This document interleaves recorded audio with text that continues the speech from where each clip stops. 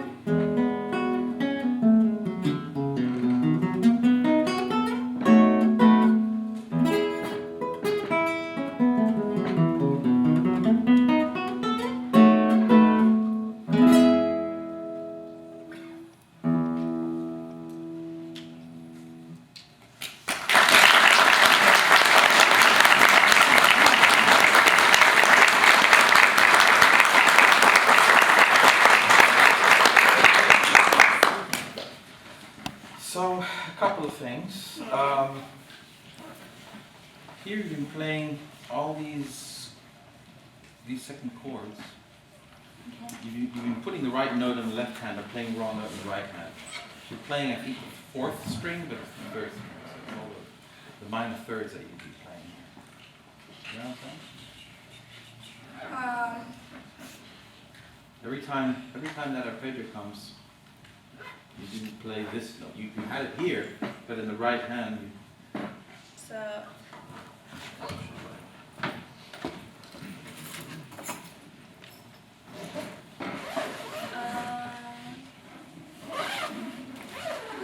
you find it?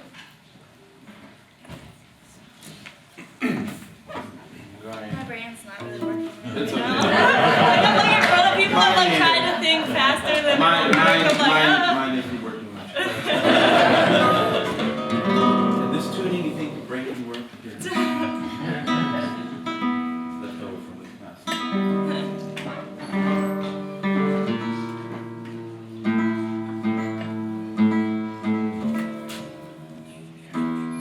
Here. Oh, I see what you mean now.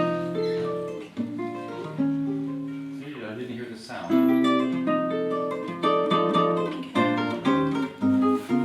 See? You went like. So what was I playing? I was playing the E, I guess. Or The E in the bass, and no, the fifth string is fine. You were playing the fourth string in your arpeggio. And earlier on, you did a similar thing. okay. Anyway, it's just a I'll little. just circle with that. Here, this one. Oh, Also, yeah. Etc. okay. Okay. First, just a few comments about the guitarmanship and relaxation, Okay. and then we'll talk a little music. Okay. You gotta relax. I know. It's a life lesson. You really gotta relax. Okay. The amazing thing about music and about playing an instrument is it's a privilege and it's a tool for, it's the ultimate self-improvement tool, because the more you do it, the more you see whatever you do in music is whatever you need to fix in your life on so many levels. Yes, yeah. And that's the beauty of the journey. But you know, it's one thing to say, hey, you gotta relax. Oh, okay.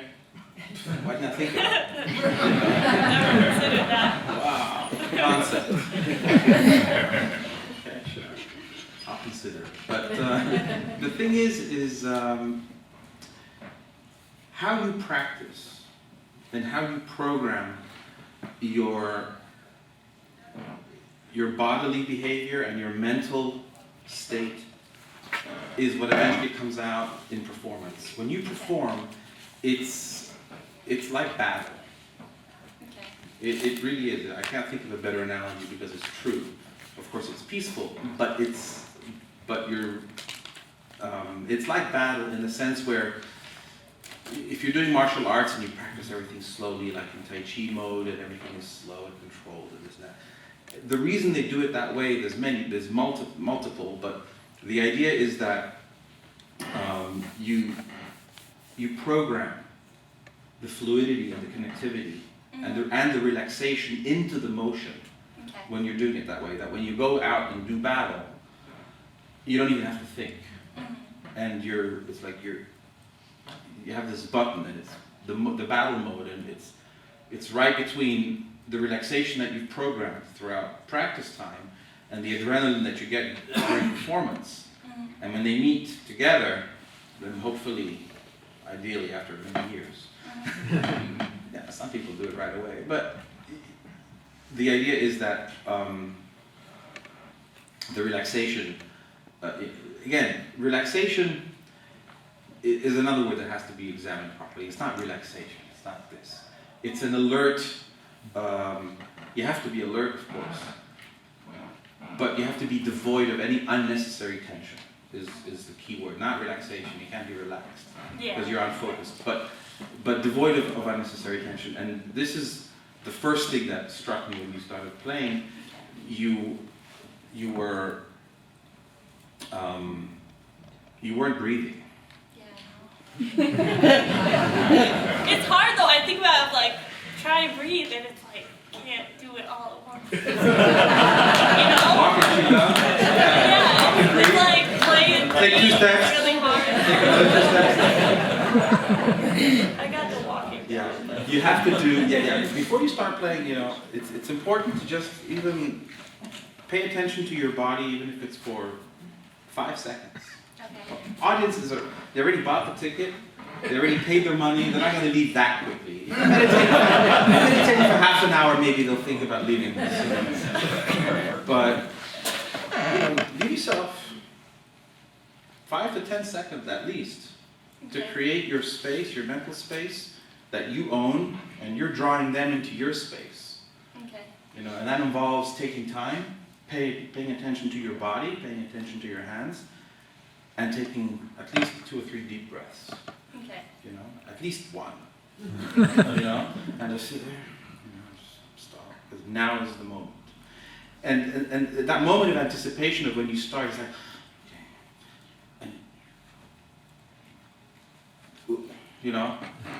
that you psych yourself out that way. Whereas if you just detach from the guitar for a second, and when you approach it, it has to be, you have to glide into the instrument. Okay. And with a deep breath. If you were a singer, believe me, you'd take a breath. Yeah. So imagine you're singing with the instrument. Very important. Okay? Why don't you just try the opening bar and then we'll talk some music. So take right now, take and absorb all that.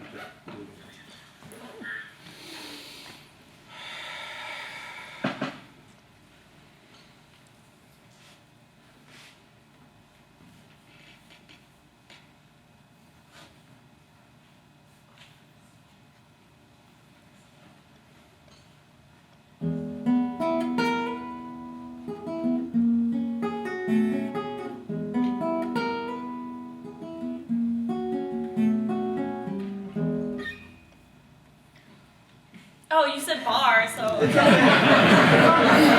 meant that this gesture means now do that for another 50 years. Oh.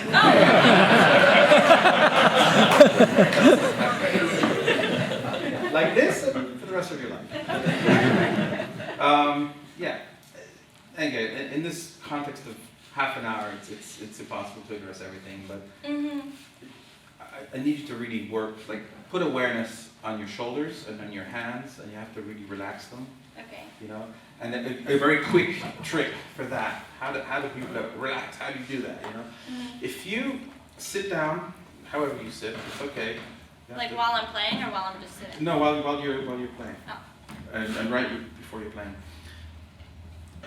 A very quick way to relax, a trick to relax would be, imagine how would you feel if you were incredibly tired. Like you're driving into the sun and it's 5 p.m. and you're dozing off. That kind of tired. I know it's dangerous. And so you're, imagine that you're very, very tired. Oh, it's just 1 degree above falling off your chair. Okay. I'm imagining. Are you relaxed yet? I feel a little more relaxed, Okay. yeah. So if that's and then play very softly. Very softly, you need to practice, and your friend is sleeping right in your room, and it's 40 minus outside. So you have to practice. How would you do that?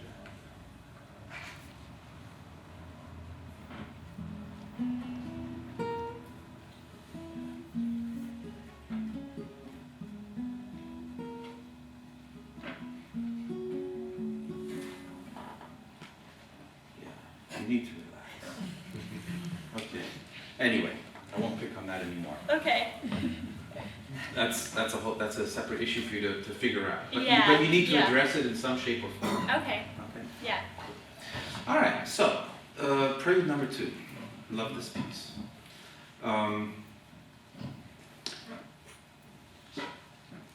It's sort of like the image for me. This piece is like a kid is waking up, trying to wake up his dad to say, "Dad," he's trying to get him out of bed, he doesn't want to get him. And he almost gets out of bed. And, he goes back into bed. Tries to get out of bed. No, he can't. And then the sun comes, yanks the blanket away. Come on, Dad. The circus is here.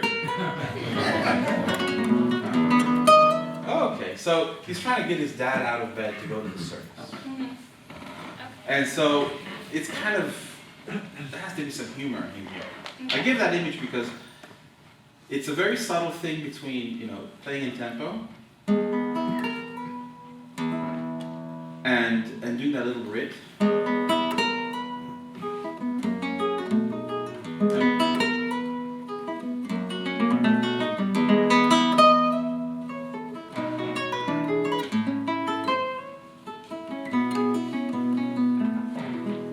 Right amount of flexibility of push and go, so that it flows, but it's neither metronomical or disjointed. Okay. That's the tricky part here. Yeah. And really, the 5 Preludes of the Lobos are just like the Bible for phrasing, because they're not meant to be played, you know, metronomically like that. Most parts. Some parts are rhythmic. But why don't you try one more time to give that elasticity?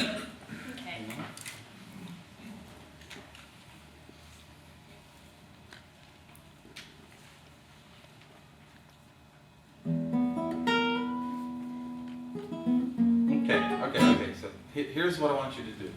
Okay. Don't play what you know. Okay. Sure. Okay? Okay.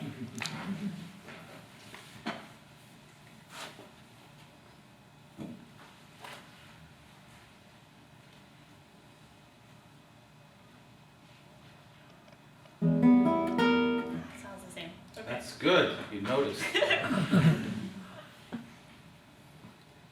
Don't overthink it, by the way. Yeah, I know. Take a deep breath. Remember, look at me. You need to lead the melody. Okay? I could break down what you're doing, but I want you to intuitively do it. Yeah. I'll just give you a hint. What you're doing is, first of all, I prefer a slide. Okay. Slide is a little more sensual. This Okay. is, it's a little, you know, hammery, Okay. right? This has a much more lyrical quality to it. Okay. The other thing, listen to the pacing and listen to how the arpeggio unfolds into the melody. See, and then see that you're doing this, and then you're waiting some undetermined time, and then you're sort of hesitating back into some other thing. I want you to connect it, but give it elasticity, and don't think, just do that. Okay.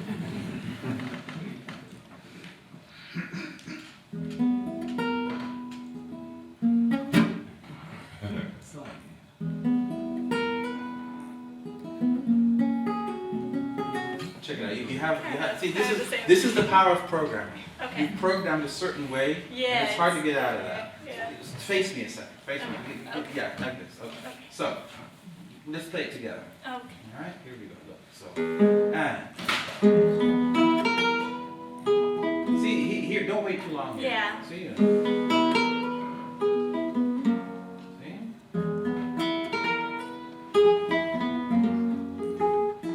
Right. I prefer this fingering, but this is a personal. See?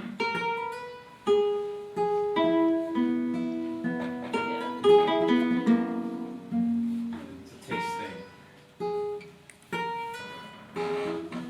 That was good. Okay. See? And then these guys, you glide them back into time. You know, it has to feel very just organic and flowy, you know.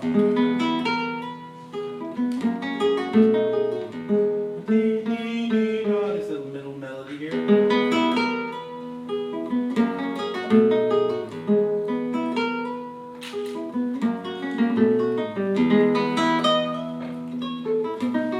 See, the key is, like, you may ask me, okay, how do I know how long to stay on this note?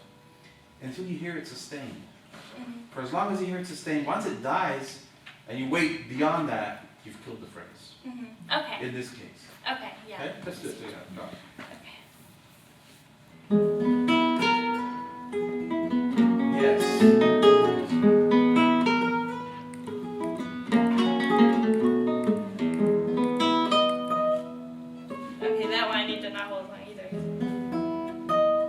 slide. Slide. Right, and if you do a little vibrato there, see. Try and own that phrase. Hold it in your hand. Okay. Don't rush the ta-ta-ta too much. Okay. Gentle.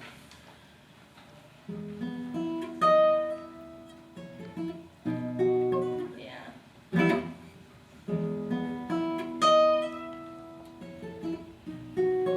Watch, listen. You're doing this. It's too fast, that part. It's like someone talking and they're telling you about, and all of a sudden they're like saying, what? Yeah. It doesn't make sense. You know? Okay. Maestro, we have 5 minutes. 5 minutes? Oh, okay. You know what? Let's talk briefly about it.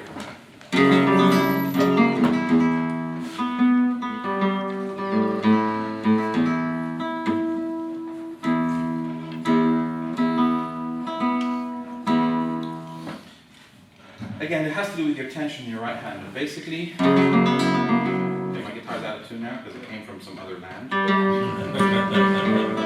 want to spend those 5 minutes tuning. Yeah. But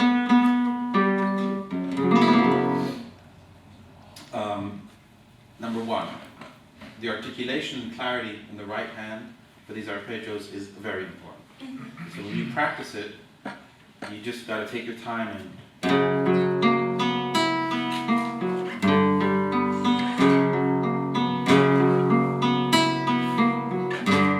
really one by one. Make sure you hear every note and don't play the next note until you've actually heard the one you've played. Yeah. Like a checklist. Play that one, check. Play that one, check. You got that programs the timing and the depth of your playing and your hearing very profoundly into your system. So you don't rush and skim over notes. All right. And then briefly, I just want to mention that the beauty of this exercise, only the Lobos can get away with it, is to take one chord and just like milk it the way he does. No one else knows how to do that. Quite like him. Every position that you have here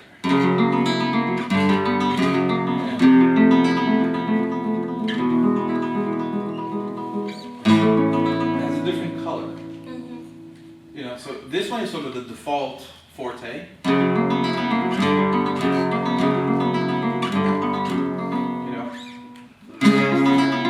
This one is kind of a harsh one. This particular one. This one's sort of bright. Get into the color that the guitar gives you. Okay. As regards to the type of chord color that is created with the open string versus the stop strings. Okay. And this one's very warm. This one is also kind of warm, optimistic. This one is a little bit more forceful. Yeah. See? And so on. So, but this is my personal take on it. But what you should do is sit down and just play one of the chords for a few minutes and just kind of see what kind of colors come out, what kind of expressions, what kind of dynamics, what kind of intensities. Does each chord inspire in you? So when you play each chord, so it doesn't end up being mechanical. Okay, I'm taking this chord and I'm schlepping it around on the fingerboard, and that's what happens, what the composer wanted.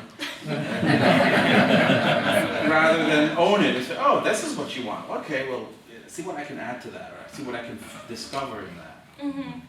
Okay? Yeah. All righty. All right, thank you.